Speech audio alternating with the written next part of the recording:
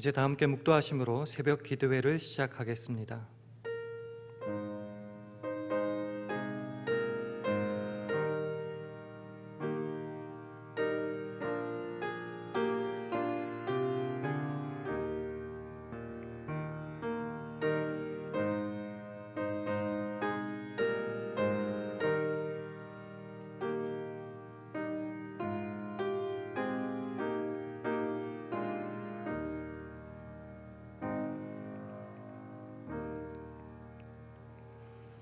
여호와여, 주께서 나를 감찰하시고 아셨나이다. 주께서 나의 안고 일어섬을 아시며 멀리서도 나의 생각을 통촉하시오며 나의 길과 눕는 것을 감찰하시며 나의 모든 행위를 익히 아시오니 여호와여, 내 혀의 말을 알지 못하시는 것이 하나도 없으시니이다. 아멘. 복된 이 아침을 우리에게 선물로 허락하시고 하나님을 가까이 함이 내게 복임을 깨닫게 하셔서 새벽 기도회로 하루의 첫 시간을 주 앞에 드리게 하시니 감사드립니다. 오늘 하루도 나의 모든 것을 감찰하시는 주님 앞에 온전한 마음과 행위, 언어 생활로 주께 영광 돌리게 하심으로 하나님의 뜻에서 벗어나지 않는 복된 하루를 살아내게 인도하여 주시옵소서. 예수님 이름으로 기도합니다. 아멘. 우리 함께 찬송가 162장, 새 찬송가로는 175장, 찬송가 162장 함께 하시겠습니다.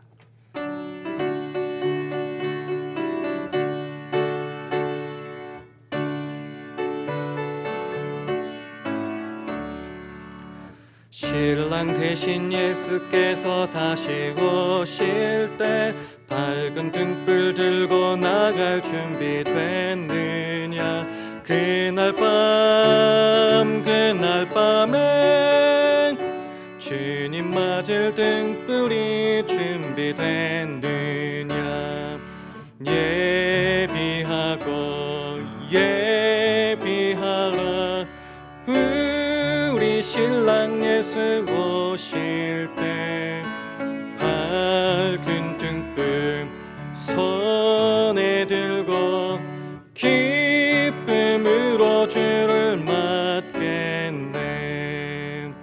주를 나와 맞으라는 소리 들릴 때 기뻐하며 주를 맞이할 수 있느냐. 그날 밤에 주님 맞을 등불이 준비됐느냐. 예비하라. 우리 신랑 예수 오실 때 밝은 등불 손에 들고 기쁨으로 주를 맞겠네.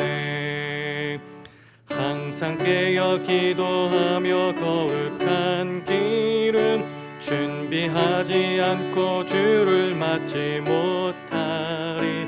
그날 밤에 주님 맞을 등불이 준비됐느냐. 예비하라. 우리 신랑 예수 오실 때 밝은 등불 손에 들고 기쁨으로 주를 맞겠네. 그날 밤에 영화로운 혼인 자리에 기뻐하며 할렐루야 찬송 부르리. 그날 밤에 주님 맞을 등불이 준비됐느냐.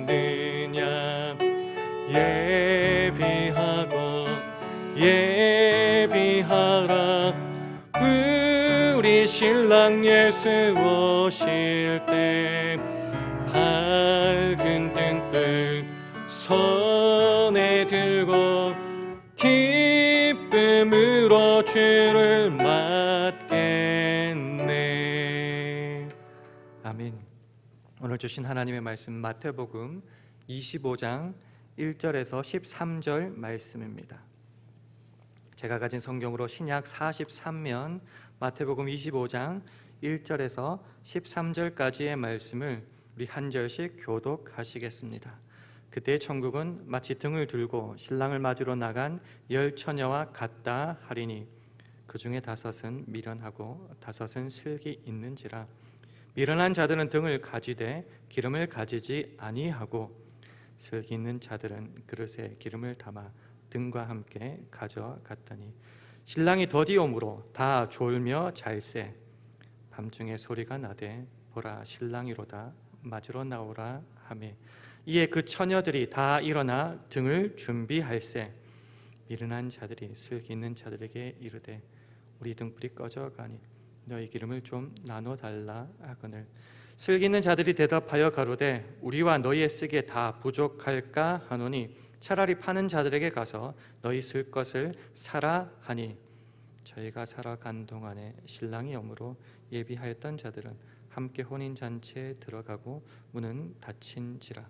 그 후에 남은 처녀들이 와서 가로되 주여 주여 우리에게 열어 주소서. 대답하여 가로되 진실로 너에게 이르노니 내가 너희를 알지 못하노라 하였느니라. 함께 읽습니다. 그런즉 깨어 있으라 너희는 그날과 그 시를 알지 못하느니라. 아멘. 할렐루야. 월요 새벽기도에 나오신 여러분들에게 하나님의 은혜와 평강이 함께 하시기를 기원합니다. 함께 예배드리시는 분이 계시다면 이 시간 주의 평강을 기원하며 서로 간에 샬롬으로 인사하는 시간 가지겠습니다. 샬롬, 샬롬. 우리 인간의 생애를 길면 한 100여 년 남짓으로 보게 됩니다. 물론 그 마지막이 젊을 때 질병이나 예기치 못한 사고로 인하여서 빨리 올 수도 있고 아니면 천수를 다 누리고 마지막을 맞을 수 있지만 어쨌든 분명한 것은 모든 인간에게 마지막 시간 죽음은 찾아온다는 것이죠. 그래서 그 마지막을 준비하기 위해서 특별히 요즘과 같이 은퇴 이후에도 참 오랜 시간 세월을 살아야 되는 우리들에게는 어떤 플랜, 어떤 계획, 어떤 준비를 하느냐가 있어서 굉장히 고민을 하게 되고 또 그것들로 인해서 우리들의 나중 생활이 여러 가지 지장을 받기도 하고 편하기도 합니다. 그래서 인생을 대충 되는 대로 산다는 것은 말도 안 되는 일이며 그래서 준비하는 것 굉장히 중요합니다. 같은 의미로 우리가 신자로서 이 땅을 살아갈 때 개인의 종말뿐만 아니라 주님 다시 오는 그 종말을 심판을 우리가 생각하고 기억한다면 우리가 우리의 인생을 대충 살아간다는 것은 말도 안 되는 일이겠죠. 우리가 하루하루를 정말 주님께서 언제 오실지 모르는 그 시기를 준비하면서 살아가는 것이 필요할 것입니다. 오늘 특별히 본문의 앞쪽에 있는 마태복음 24장 44절 같은 경우도 이러므로 너희도 예비하고 있으라 생각지 않은 때에 인자가 오리라 라고 말씀하십니다. 주님 언제 오신지 잘 안다면은 그 시간 맞춰서 준비하면 될 것 같은데 생각지 않을 때 그 시와 시간은 알지 못하기에 도적같이 오시기에 우리가 해야 될 것은 어떻게 해야 되는 거죠? 예비하고 준비하고 깨어 있어야 한다는 말씀입니다. 오늘 본문은 열처녀 비유로 잘 알려져 있는 말씀이고요. 여러분도 그 내용을 익히 잘 알고 계실 것입니다. 그래서 오늘 이 긴 13절에 있는 모든 내용의 결론이 무엇이라고 나와 있습니까? 우리 화면을 보시고 13절 말씀을 함께 읽도록 하겠습니다. 시작. 그런즉 깨어 있으라 너희는 그 날과 그 시를 알지 못하느니라.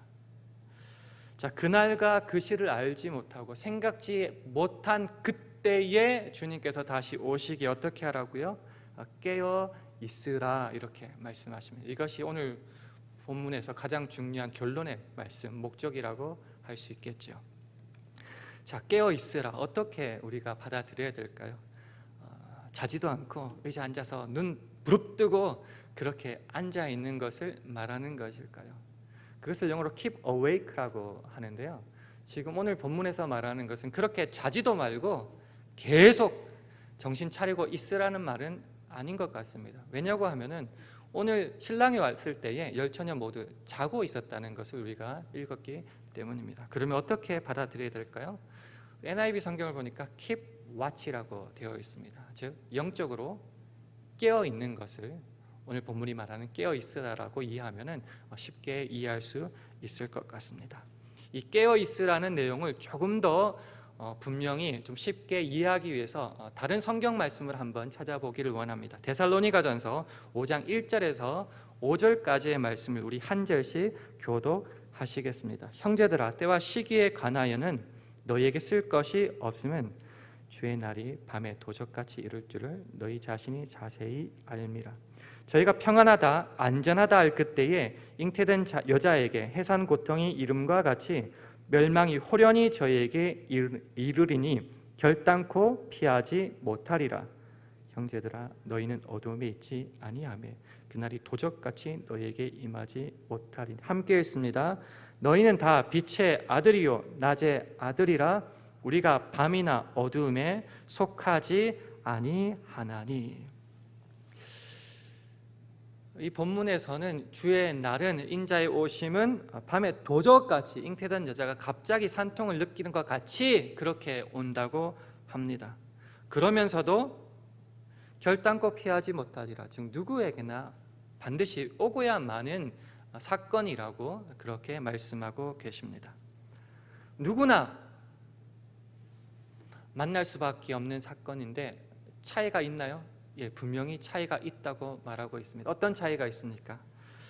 신자들은, 성도들은 빛과 낮에 속해 있다고 분명히 말하고 있고요. 반대로 세상은 밤과 어둠에 속해 있다라고, 이런 차이를 분명하게 성경은 말하고 있습니다. 그래서 성도들은 계속하여서 밤과 어둠이 아니라 이 빛과 낮에 속할 수 있도록 자지 않고 깨어 있어야 된다는 겁니다. 그래서 그 다음에 있는 6절 말씀을 우리 화면을 보시고 함께 읽도록 하겠습니다. 시작.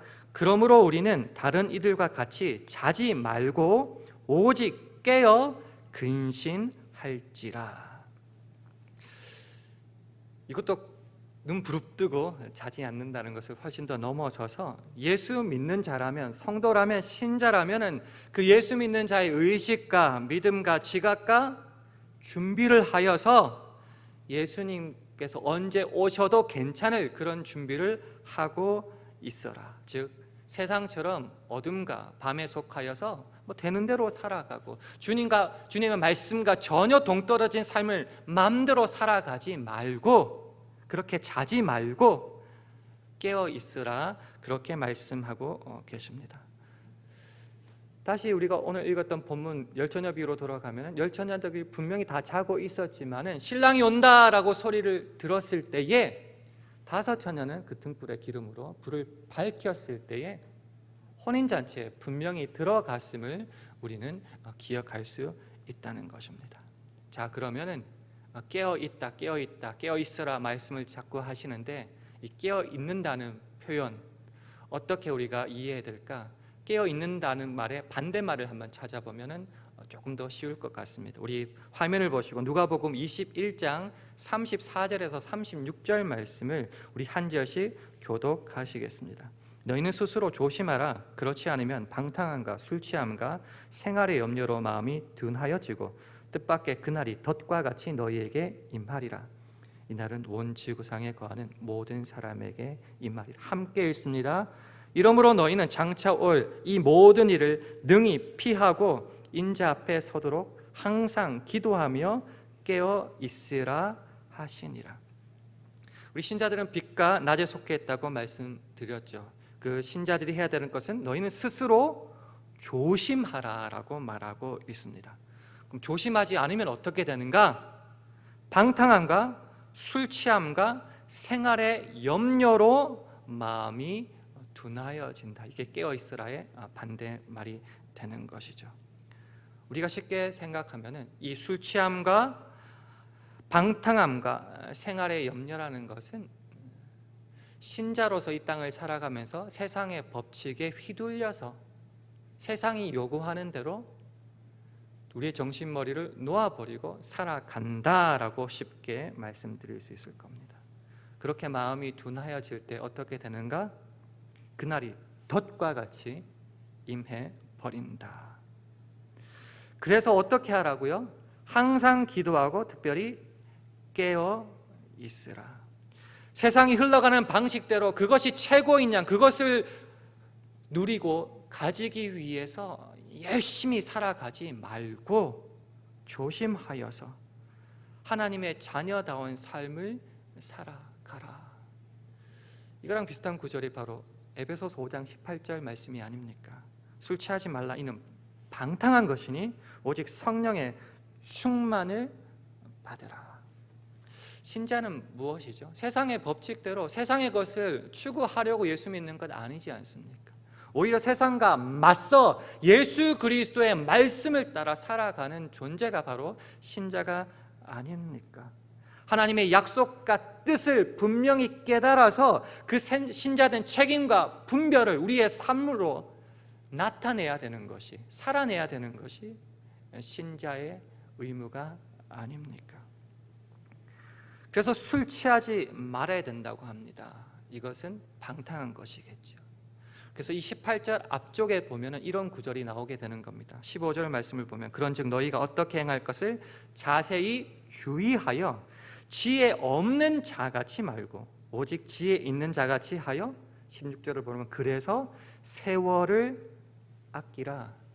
세월을 아끼라. 때가 악하니라 되어 있습니다.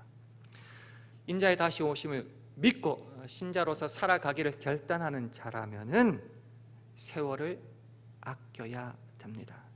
하나님의 말씀을 따라서 그 주께 붙잡힌 삶을 하루하루 성실히 살아내야 된다는 것이죠. 그것이 지혜 있는 모습이고요. 그렇게 세월을 돈 주고 살 때에, 세월을 아낄 때에 그 하루하루가 모여서 흘러 언제 걸지 모르겠지만 그 종말에 이르게 되는 것이요, 그것이 지혜롭다 말씀하고 계십니다. 그래서 그 다음 17절은 이렇게 말하죠. 그러므로 어리석은 자가 되지 말고 오직 주의 뜻이 무엇인가 이해하라. 그래서 깨어 있다는 것은 그저 육신적으로 깨어 있는 것을 넘어서고 특별히 세상의 흐름에 신자로서의 삶을 그냥 흥청망청 내버려 두지 말고 세월을 아끼며 주의 뜻이 무엇인지 분별하면서 그렇게 하루하루를 살아내는 것을 바로 깨어있다고 우리가 쉽게 설명할 수 있는 겁니다. 오늘 본문의 표현들을 하면 등에 기름을 준비하게 되는 것입니다. 이 기름에 대한 해석들은 학자들마다, 목사님들마다 해석을 많이 달리 하시고 여러 가지로 하시는데요. 오늘은 좀 그 해석의 뜻을 어디에서 한번 추론해 보느냐 하고 하면 그 바로 앞장 마태복음 24장 마지막 절에 있는 이 본문의 말씀을 가지고 한번 추론해 볼까 합니다. 거기에 보면 엄히 때리고 외식하는 자의 받는 율에 처하리니 이런 말씀이 있어요. 24장 마지막에 보면은 충성되고 지혜 있는 종에게 원하시는 그 주님의 뜻이 담겨져 있습니다. 주인이 모든 소유를 종에게 맡겼습니다. 근데 종은 주인이 더디올 줄 알았는가 봅니다. 그래서 동무들을 때리고 술 친구들과 더불어서 먹고 마시고 그렇게 흥청망청 세워라 내오라 하고 있었는데 생각지 않은 날 알지 못하는 시간에 주인이 와서 그것을 봐버렸어요. 그래서 징계를 내리시는데 그 징계의 내용이 이거란 말이죠. 엄히 때리고 외식하는 자의 받는 율에 처하리니. 너 외식했다 이 말씀이죠. 외식이란 말은 배우라는 말, 연기하는 배우라는 말에서 나온 내용인데요. 하는 채 하는 것을 바로 외식이라고 할 수 있는 겁니다. 자, 우리가 주의 오심, 다시 오심을 재림을 기대하면서 제대로 살아내지 못하고 하는 채 하고 살았기 때문에 책망받았고 징계를 받았다라는 것이죠. 우리는 예수 그리스도의 구속의 보혈로 값으로 사신 바 된 겁니다. 그래서 우리는 우리 홀로 살아가는 것이 아니고 내 안에 그리스도께서, 그리스도 안에 내가 살아가는 존재라는 것이죠. 그렇기 때문에 하는 채 하지 않고 본질적으로 정말 그렇게 살아간다는 것은 나 홀로 내 멋대로 아니면 내가 하고 싶은 대로 살아가는 것이 아니라 내가 주님 안에 거하여 주님의 뜻대로 살아가는 것을 바로, 조금 더 쉽게 말하면 주님과 내가 이렇게 한 운명 공동체로 묶여 있는 것을 그 본질로 하는 삶을 살아가야 되고, 그렇지 못할 때 외식한다고 말할 수 있는 것이죠. 쉽게 설명하기 위해서 요한복음 15장 4절의 말씀을 우리 화면을 보시고 함께 읽도록 하겠습니다. 시작. 내 안에 거하라 나도 너희 안에 거하리라. 가지가 포도나무에 붙어 있지 아니하면 절로 가시를 맺을 수 없음같이 너희도 내 안에 있지 아니하면 그러하리라. 자, 가지랑 포도나무랑 분리할 수 있는 때는 언제냐? 가지가 떨어져 나오면 분리가 되는 거죠. 문제는 그때 가지는 말라 버린다는 것입니다. 가지가 포도나무에 붙어 있을 때에 그 진액과 수액으로 말미암아 살아 있고 열매도 맺을 수 있다는 것입니다. 그 외식이란 말을 조금 전에 바라봤는데, 외식은 뭐냐? 붙어 있지 않고 떨어져 있을 때 자신은 잘났다, 능력 있다 말하지만 결국은 능력이 없고 외양뿐이고, 그럴 때 외식이라고 표현할 수밖에 없습니다. 그러면은 6절처럼 사람이 내 안에 거하지 아니하면 가지처럼 밖에 버리고 말라지나니 사람들이 이것을 모아다가 불에 던져 사르느니라. 징계밖에 없을 거고 능력도 없고 아무것도 아니게 된다는 것이죠. 열처녀 비유에서 등불을 준비한 지혜로운 슬기로운 5처녀는 이런 모습이 아닐까 믿습니다. 가지라고 우리가 봤을 때에 가지가 홀로 떨어다니면서 이것을 하면은 칭찬받겠다 하지 않고 가지가 나뭇가지에 붙어 있는 모습, 그것이 바로, 그리고 그렇게 하루하루 살아가는 모습, 그것이 바로 등불을 준비하는 것이 아닐까 생각해 봅니다. 그래서 깨어 있으라는 말을 그 외식이란 말과 조금 연관시켜 보면은, 오늘도 내가 포도나무에 주님께 붙어 있는 그 싸움, 그 경주를 해 나가는 것, 세상에 정신이 팔려서 주님을 떠나 마음대로 돌아다니지 않고 주님께 붙어 있어 주께서 원하시는 것을 오늘도 살아내는 모습, 그것을 외식의 반대말, 깨어 있는 것, 등불을 준비하는 것이라고 바라보기를 원합니다. 이게 왜 중요한가? 깨어 있으라 하니까 전부 다 그것은 나의 의무와 책임과 노력에 국한시키려고 합니다. 내가 좀 더 열심히 기도해야 되고 찬양해야 되고 예배해야 되고 헌금해야 되고 봉사해야 되고 내가 그 주님이 나를 붙드시는 것이 아니라 내가 주님을 더 세게 붙잡고 더 가까이 하는 것, 모든 것의 중심이 바로 나의 노력에 국한되는 것을 바라보게 됩니다. 그러나 우리 홀로의 힘으로 구원받지 못한 것 분명히 기억해야 됩니다. 주님이 우리를 살리시고 주님이 우리를 구원하셔서 한 몸으로 묶으셨고 주님께서 우리를 완성시켜 나가신다는 것을 분명히 깨달아야 할 것입니다. 그래서 우리는 주님과 공동 운명체라는 것이죠. 이것을 잘 드러내는 말씀이 에베소서 4장 13절에서 16절 말씀이라고 믿습니다. 우리 한 절씩 13절부터 16절까지 읽도록 하겠습니다. 우리가 다 하나님의 아들을 믿는 것과 아는 일이 하나가 되어 온전한 사람을 이루어 그리스도의 장성한 분량이 충만한 데까지 이르리니 이는 우리가 이제부터 어린아이가 되지 아니하여 사람의 괴술과 간사한 유혹에 빠져 모든 교훈의 풍조에 밀려 요동치 않게 하려 함이라. 오직 사랑 안에서 참된 것을 하여 범사에 그에게까지 자랄지라. 그는 머리니 곧 그리스도라. 그에게서 온몸이 각 마디를 통하여 도움을 입음으로 연락하고 상합하여 각 지체의 분량대로 역사하여 그 몸을 자라게 하며 사랑 안에서 스스로 세우느니라. 우리는 그리스도와 떨어진 존재가 아닙니다. 그리스도 따로 나 따로가 아니라 예수님은 우리의 머리가 되셔서 그리고 우리를 각 몸의 지체로 부르신다는 겁니다. 그에게서 온몸이 도움을 입어 그 몸을 자라게 되는 것입니다. 그러니까 주님께서 우리의 기름이 되시고 포도나무가 되시고 공급원이 되신다는 겁니다. 주님과 한 몸을 이루고 예수님 우리의 머리가 되신다는 말을 제가 들었던 비유 중에 가장 인상적이었던 비유가 이것이에요. 몸과 머리는 분리될 수 없다. 분리되면 몸은 죽는다. 그러기에 주와 우리는 운명 공동체다. 아직도 제 마음속에 깊이 새겨지는 말씀입니다. 그렇습니다. 우리가 주님 안에 붙어 있는 것, 그것이 깨어 있는 것이고요. 우리가 주님께 붙어 있어서 그 거룩과 진리와 생명에 속한 것을 받아 누리지 못한다면 우리는 기름 없는 등불이 될 수밖에 없습니다. 외식할 수밖에 없습니다.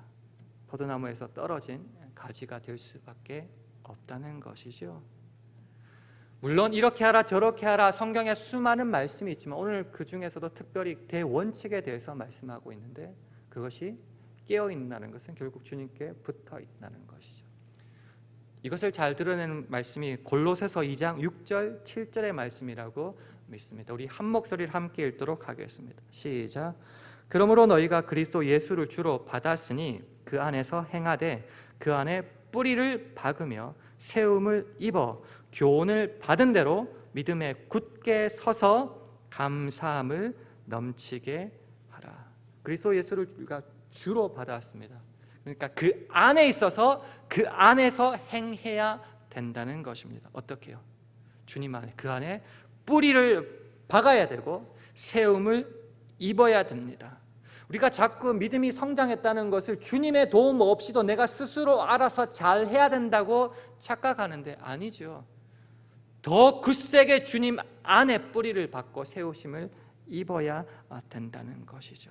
그래서 교훈을 받은 대로 말씀이 가르쳐 주시는 대로 믿음에 굳게 서서 그럴 때 감사함이 넘칠 수밖에 없다는 것이죠. 그래서 결론적으로 깨어 있으라는 자꾸 나한테 초점을 두지 말라는 것이죠. 내가 훈련받고 내가 주님을 붙잡고 내가 노력 그것이 아니라 오히려 주님이 내 안에 있음을 내가 믿고 내가 주님 안에 거하는 그 모습을 날마다 살아내는 것, 그리스도를 몸으로 한 몸이 되어서 계속 그리스도의 장성한 분량에까지 자라나는 것, 그것을 우리가 깨어 있으라는 표현으로 우리 받아들이기를 원합니다. 말씀을 맺기를 원합니다. 이것이 성경이 우리 신자들에게 요구하는 종말을 대비하는 자세라고 믿습니다. 세월을 아끼라는 말씀을 기억하면서 언제가 될지 모르니까 그냥 단시간에 열심히 하는 것이 아니라 오늘 하루하루를 그렇게 준비하며 살아내야 된다는 것입니다. 그렇게 살라고 우리들에게 오늘도 선물로 생명을 허락하여 주셨고 이 시간을 만나는 사람들을 허락하셨다는 것입니다. 그렇게 살아갈 때에 그리스도를 닮아 성숙하게 되고 주께서 언제 오시든지 부끄럽지 않고 우리의 삶을 살아갈 수 있을 겁니다. 분명한 것은 세상이 어렵다, 경제적으로 어렵다, 몸이 피곤하다, 아프다는 이유로 이 날마다의 싸움을 외면하고 회피하고 또한 포기하는 경우가 날마다 생길지 모르겠습니다. 그렇지만 주님께서 원하시는 것은 날마다 주님 안에 뿌리를 박아 세우심을 잊고 종말을 준비해 나가는 것입니다. 고등학교 때나 대학교 때 퀴즈라는 시험이 있습니다. 언제 시험 칠지는 중간고사, 기말고사는 고지가 되는데 이 퀴즈는 언제 시험 칠지는 몰라요. 오늘 칠 수도 있고 내일 칠 수도 있고 학기 말에 할 수도 있는데 어쨌든 시험은 친다고 말씀을 하셨어요. 그러면 어떻게 해야 될까요? 그냥 그날 배운 거 그냥 열심히 공부하고 복습하고 그러면은 걱정이 없는 것입니다. 그 걱정 없는 삶이 오늘도 주님 안에 거하여 주님께서 말씀하신 것을 하루하루 살아내는 것입니다. 이 주님의 초대에 아멘으로 받아들이고 오늘 하루도 세월을 아껴 깨어있는 삶을 삶으로 언제 종말이 와도 두려움 없는 삶을 살 수 있는 저와 여러분 되기를 주님의 이름으로 축원합니다. 함께 기도하겠습니다. 주님 오실 날을 기다리며 늘 깨어있는 우리 모두 되게 하셔서 늘 주님을 머리로 하는 신자의 복된 삶을 오늘도 살아내게 하옵소서 기도하시기 바랍니다.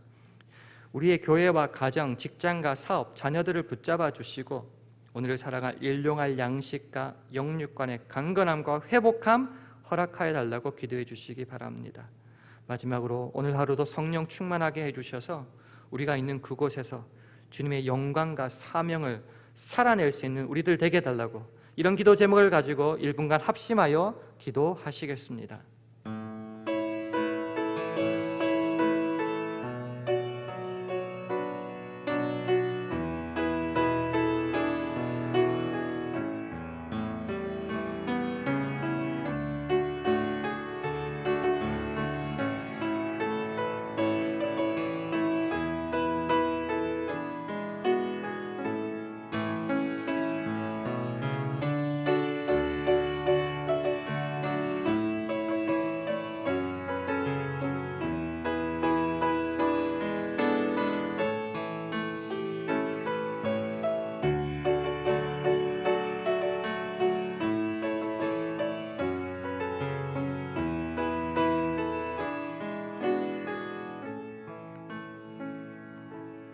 하나님 아버지 은혜를 감사합니다. 우리로 구원을 얻게 하시고 주님 안에 늘 거하며 깨어 있으므로 정말을 지혜롭게 준비하게 하시니 감사합니다.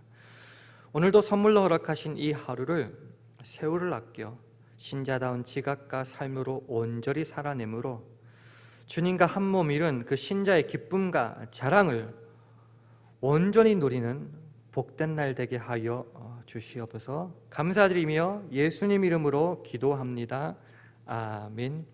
하늘에 계신 우리 아버지여, 이름이 거룩히 여김을 받으시오며 나라 임하옵시며 뜻이 하늘에서 이룬 것 같이 땅에서도 이루어지이다.